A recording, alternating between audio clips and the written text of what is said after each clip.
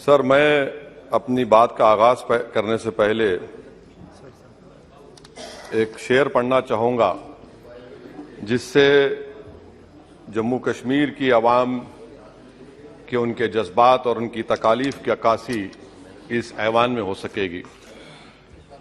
शायर ने कहा कि आज वो कश्मीर है महकूम व मजबूर व फकीर, कल जिसे अहले नजर कहते थे ईरान सगीर, सिनाए अफलाक से उठी है आहसोज नाक, मर्द हक होता है जब मरूब व सुल्तान व अमीर, कह रहा है दास्तान बयादारी आयाम की कोह के दामन में वो गम, खाने दे खाने पीर।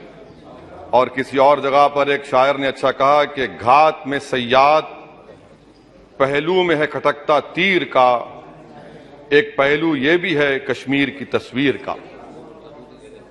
सर, मैं यहां पर ये बात साफ और वाज़ेह तौर पर कहना चाहूंगा कि एक आरटीआई के एप्लीकेशन में यह कहा गया जवाब में कि 30 साल में 1724 मिलिटेंट्स को हुकूमत और फौज ने, पुलिस ने उनको मारा, मिलिटेंट्स को, यह उनकी मौत हुई, जिसमें से सिर्फ 89 कश्मीरी पंडित का कत्ल हुआ। और सर 30 साल में एक ही आदमी का। एक minute. Honorable members, if the House agrees, then the time of the House may be extended up to disposal of financial business of Jammu and Kashmir. Thank you. Please continue. और sir, हैरत की बात यह है कि कश्मीरी पंडित के ताल्लुक से बड़े गम और आंसू बहाए जाते हैं, मगर 30 साल में एक ही आदमी को कोर्ट ने उसको सजा दी। और विटनेस कौन था? कश्मीरी मुसलमान हरदनाथ वंचू के कत्ल के केस में।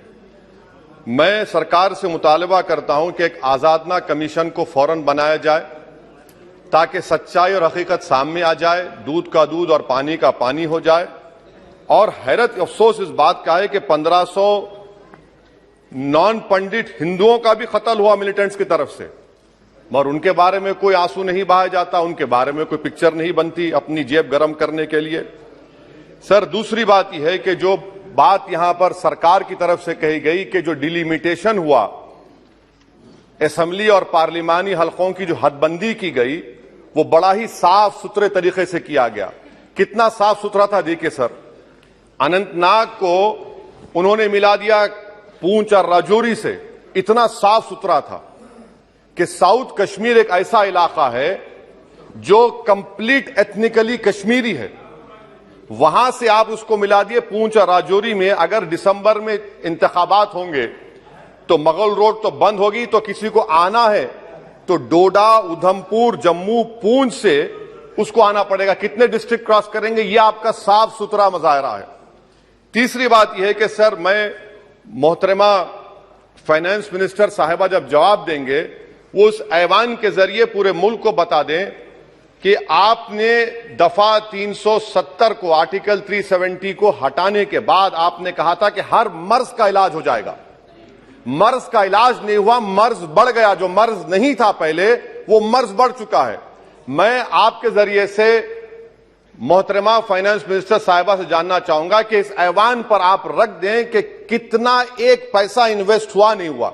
एमओयू की बात मत करिए, कागजात तो बहुत निकलेंगे, मगर एमओयू नहीं बल्कि एक पैसा कितना आपने इन्वेस्ट कश्मीर में करवाया।